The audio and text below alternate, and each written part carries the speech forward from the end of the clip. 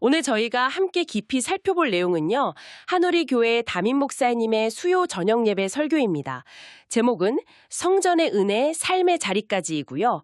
역대하 8전 1절에서 16절 말씀을 중심으로 한 메시지입니다.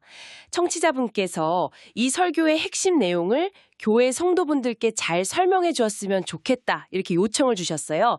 그래서 저희가 오늘 그 내용을 좀 차분하게 풀어보려고 합니다. 네, 이 설교가 다루는 역대하 8장이 사실 좀 흥미로운 위치에 있습니다. 바로 앞 5장부터 7장까지는 그야말로 성전 봉헌식의 엄청난 감격, 하늘에서 불이 내려오고 하나님의 영광이 가득하고 이런 영적 절정의 순간이거든요. 근데 바로 다음에 8장에 나오는 거죠. 어떻게 보면 아주 화려했던 축제가 끝나고 다시 좀 평범한 일상으로 돌아가는 듯한 그런 느낌을 주는 부분입니다. 그렇죠. 이게 꼭 신앙생활의 모습 같기도 해요. 예를 들면 큰 수련회나 부흥회에서 정말 뜨거운 은혜를 체험하고 나서 다시 내 삶의 자리로 돌아왔을 때 약간 좀 허전함? 아니면 현실과의 괴리감? 이런 걸 느낄 때가 있잖아요. 맞아요. 설교에서도 그 베드로 이야기를 잠깐 언급하셨는데 변화산에서 너무 황홀하니까 여기가 좋사오니 초막셋을 짓고 그냥 여기 삽시다 했지만 결국은 산 아래로 내려와야 했잖아요. 네. 그러니까 신앙이라는 게 그런 특별한 순간에만 머무는 게 아니라는 거죠. 바로 그 지점 때문에 역대하 8장이 중요하다고 설교는 강조합니다. 그 엄청난 성전 봉헌의 감격을 경험한 솔로몬과 이스라엘 백성들이 그 은혜를 어떻게 그럼 지속시키고 또 삶 속으로 확장해 나갔는가 이걸 보여주기 때문이죠. 그래서 성전에서 받은 그 은혜가 우리의 그 평범한 일상, 즉 삶의 자리까지 어떻게 흘러가야 하는지에 대한 중요한 통찰을 준다는 겁니다. 아, 그렇군요. 특별한 경험 이후에 그 일상성이 오히려 더 중요할 수 있다는 거네요. 자, 그럼 그 은혜를 삶으로 이어가기 위한 구체적인 방법, 설교의 첫 번째 핵심 메시지는 무엇이었을까요? 네, 첫 번째 핵심은요. 이 성전에서 받은 은혜가 그냥 한 번의 감격으로 사라지지 않고 계속 이어지려면 반드시 말씀대로 순종하는 삶이 필요하다는 겁니다.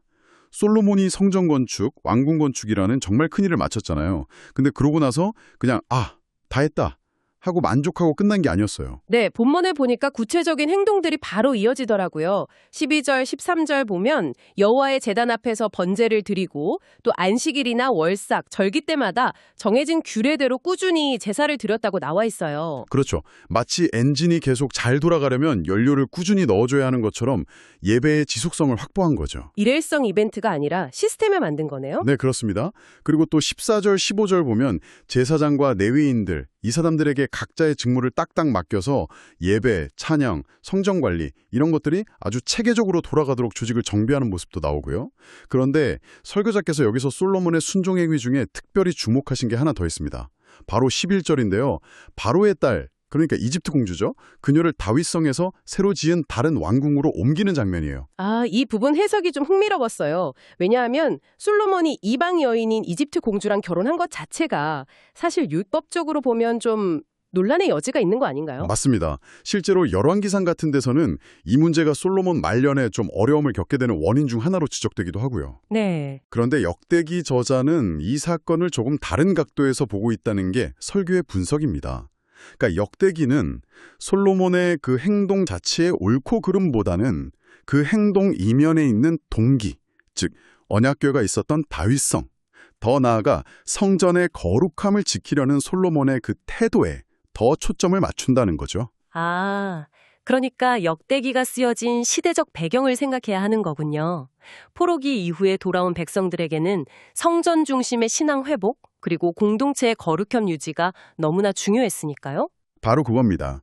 그래서 솔로몬 개인의 완벽함보다는 그가 보여준 성전의 거룩함을 향한 태도, 이걸 통해서 당시 독자들에게 중요한 메시지를 주려고 했다는 해석인 거죠. 일종의 강조점의 차이군요. 네, 그리고 여기서 한 걸음 더 나아가서 솔로몬의 순종이 그럼 어떤 기준에 근거했느냐, 이걸 보는 게 중요합니다. 13절에는 모세의 명령을 따라, 그리고 14절에는 그의 아버지 다윗이 전에 정한 규례를 따라 행했다고 딱 명시되어 있거든요. 모세의 명령, 다윗의 규례, 이게 그냥 단순히 규칙 몇 개 지켰다는 것 이상의 의미가 있는 건가요? 그렇습니다. 설교에서는 이 두 가지가 아주 중요한 기둥이라고 설명해요. 모세의 명령은 시내산 언약을 통해 주신 하나님의 율법 전체, 그러니까 하나님 백성으로서 어떻게 살아야 하는지에 대한 근본 원칙을 상징하고요. 그리고 다윗의 규례는 하나님께서 다윗과 맺으신 언약에 기초한 예배의 전통과 질서를 의미하는 거죠. 그러니까 솔로몬의 순종은 그냥 자기 생각이나 기분에 따른 게 아니라 하나님의 말씀인 율법과 하나님과의 약속인 언약이라는 이 두 가지 큰 틀 안에서 이루어진 순종이었다는 겁니다. 아하. 그러니까 부분적인 순종, 내가 하고 싶은 것만 골라서 하는 순종이 아니라 하나님 말씀 전체의 권위를 인정하고 따르는 그런 전인적인 순종을 의미하는 거군요. 네, 바로 그 점을 설교는 강조합니다. 그래서 듣는 우리에게도 질문을 던지는 거죠. 혹시 나도 모르게 말씀을 대할 때 좀 듣기 편하고 내 마음에 드는 부분만 이렇게 쑥쑥 골라 취하고 있진 않은지 돌아보게 만드는 거예요. 저도 좀 찔리는 부분이 있네요. 그리고 이런 순종에 대해서 하나님께서는 약속과 경고를 함께 주셨다는 점도 상기시킵니다. 역대하 7장 뒷부분에 나오는 내용인데 다윗 언약을 받은 솔로몬에게 내 아버지 다윗처럼 내 앞에서 행하고 내가 명령한 것 다 지키면 네 왕위를 내가 견고하게 해주겠다. 약속하시지만 동시에 만약 너희가 나를 버리고 돌아서서 내 율례와 명령을 어기고 다른 신들을 섬기면 내가 너희에게 준 이 땅에서 너희를 뽑아내고 내 이름을 위해 거룩하게 구별한 이 성전이라도 내 앞에서 던져버리겠다는 아주 엄중한 경고도 같이 주시거든요. 이게 뭐 1차적으로는 다윗 왕조를 향한 말씀이겠지만 그 원리는 시대를 넘어서 오늘 우리에게도 여전히 유효하다고 봐야겠군요. 말씀에 순종하는 공동체는 하나님이 붙들어 주시지만 불순종이 계속되면 하나님의 임재가 떠날 수도 있다는 경고로 받아들여야겠네요. 네, 같습니다. 결국 성전에서 경험했던 그 뜨거운 감격이나 은혜의 눈물, 이것만으로는 신앙이 계속 유지될 수 없다는 거죠. 그 감격이 정말 내 삶의 능력으로 이어지려면 반드시 구체적인 말씀 순종의 행동에 따라와야 한다는 겁니다. 설교에서 예화로 드셨던 것처럼 정말 미워했던 가족, 불편한 관계에 있는 사람에게 먼저 다가가서 용서를 구하고 화해를 시도하는 그런 선택, 그런 구체적인 순종이 있을 때 은혜가 진짜 힘을 발휘한다는 거죠. 듣고 보니 요한복음 14장 15절 말씀, 너희가 나를 사랑하면 나의 계명을 지키리라는 말씀이랑 또 야고보서 1장 22절, 너희는 말씀을 행하는 자가 되고 듣기만 하여 자신을 속이는 자가 되지 말라는 말씀이 딱 떠오르네요. 행함이 중요하군요. 그렇죠. 그런데 여기서 설교가 또 하나 짚어주는 아주 중요한 포인트가 있어요. 뭐냐면 이 순종이라는 것이 마치 우리가 은혜를 얻어내기 위한 어떤 조건이나 대가처럼 여겨져서는 안 된다는 거예요. 아, 조건이 아니다. 네. 오히려 순종은 우리가 이미 받은 그 은혜에 대한 자연스러운 반응이고 또 그 은혜가 내 안에서 정말 살아 움직이고 있다는 증거, 즉 열매라는 관점으로 봐야 한다는 겁니다. 억지로 해야 하는 숙제나 의무가 아니라 감사하면서 우러나오는 자발적인 행동이어야 한다는 거죠. 아, 그 구분이 정말 중요하네요. 은혜를 받기 위한 수단으로서의 순종이 아니라 이미 받은 은혜에 대한 감사와 사랑의 표현으로서의 순종. 이게 첫 번째 핵심, 은혜는 말씀대로 순종할 때 이어진다는 내용이군요. 네, 맞습니다. 자, 그럼 이제 두 번째 핵심으로 넘어가 볼까요? 성전의 은혜가 그냥 성전 안에만 머물러서는 안 된다고 하셨는데 그럼 어떻게 삶의 자리로 이어진다는 건지 궁금합니다. 두 번째 핵심 메시지는 말씀하신 대로 성전의 은혜는 반드시 일상의 삶으로 확장되어야 한다는 겁니다. 그 받은 은혜가 교회 안 혹은 내 개인적인 경건 생활 안에만 갇혀 있으면 안 된다는 거죠. 이것도 솔로몬의 행동에서 예를 찾을 수 있을 것 같아요. 본문 2절을 보면 두로왕 후람, 그러니까 히람이죠. 그에게서 돌려받은 성읍들을 다시 건축해서 이스라엘 백성들이 거주할 수 있도록 터전을 마련해줬다고 나오잖아요. 네, 이 부분이 아주 의미심장합니다.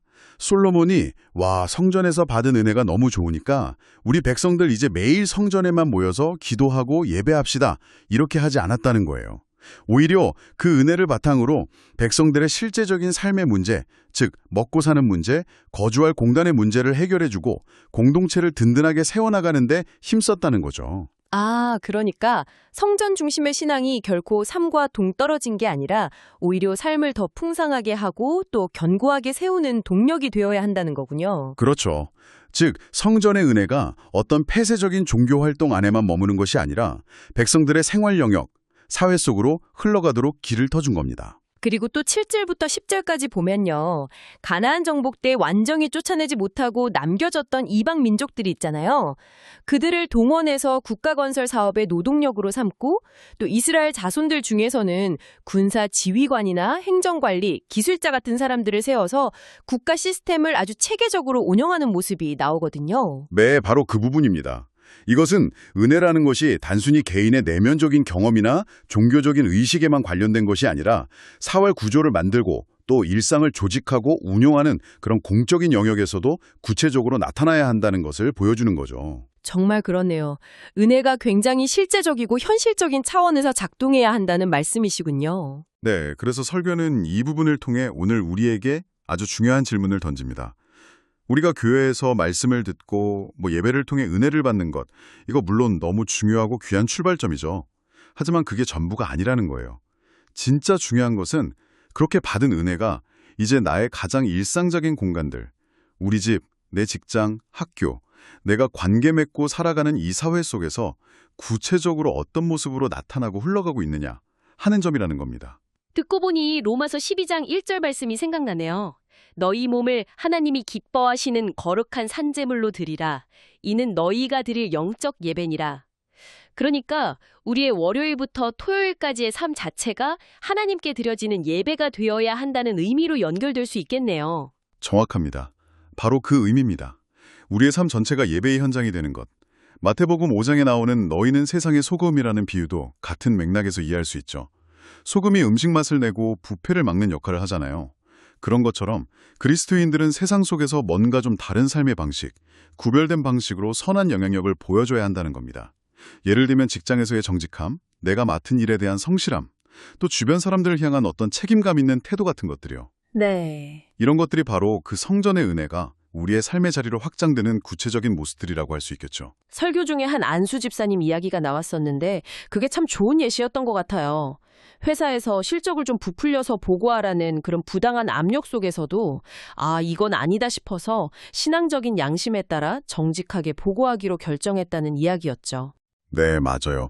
그 이야기의 핵심은 그 결정 때문에 당장 어떤 이익을 봤다, 혹은 불이익을 당했다, 이런 결과론적인 이야기가 아니었어요. 설교자께서 강조하신 것은 그 집사님이 그리스도인으로서 받은 은혜를 자신의 일터라는 아주 현실적인 삶의 자리에서 어떻게 지켜내고 실천하며 확장해 갔는가 하는 그 과정 자체였습니다. 과정이 중요했군요. 네. 물론 그 선택이 단기적으로는 좀 어려움을 가져왔을 수도 있겠죠.